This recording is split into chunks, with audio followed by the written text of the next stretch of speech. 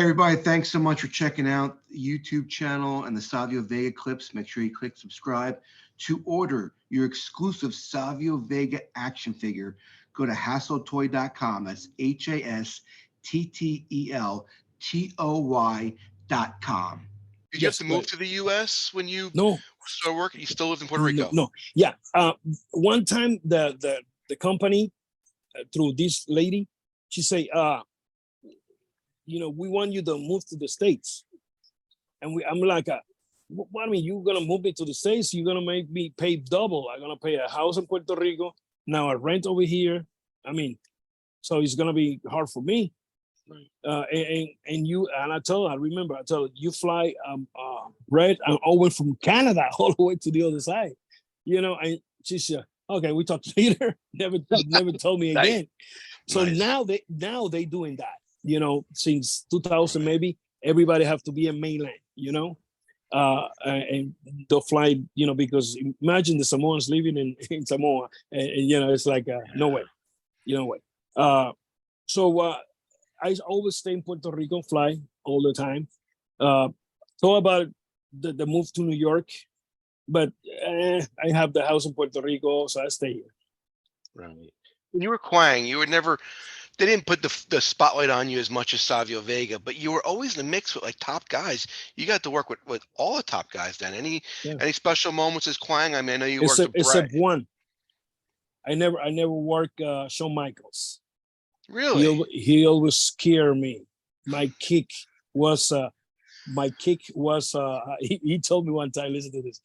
He told me one time I was doing Kwang and I was doing the side kick. And he said, hey man, come on. He said, what? Say, I know you martial arts and you throw a nice kick, but I use the side kick as my finish. And then you look better than mine, You look better than mine. So, that's my finish, man. He's like, I said, brother, no problem.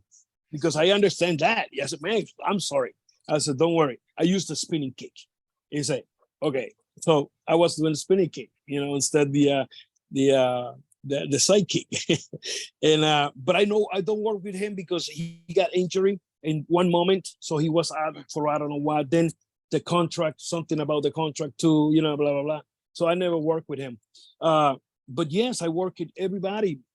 That's why I'm telling you, working with these old timers in Puerto Rico put me in that position, And like you say, Kwang was never the top guy, but it was a special corner in the fence, head or heart. Why?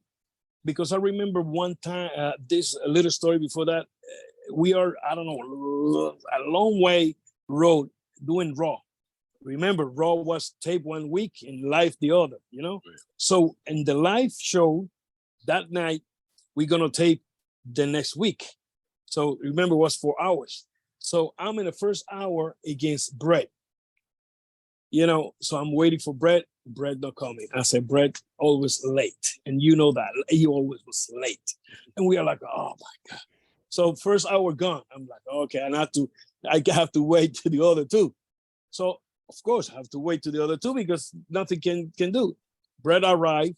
So now we have the live.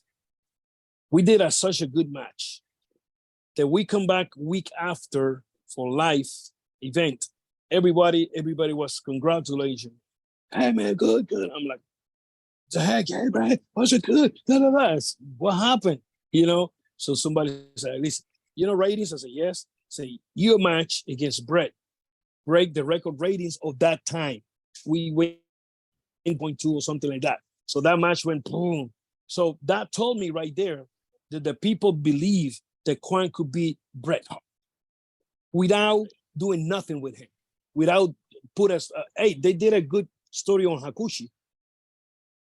Of course, coming from Japan, the gimmick he had, great wrestler because he was good, solid guy. Love that guy, But something with Kwang, like killing people here or there, to facing the champion that's by belt or whatever, a heel.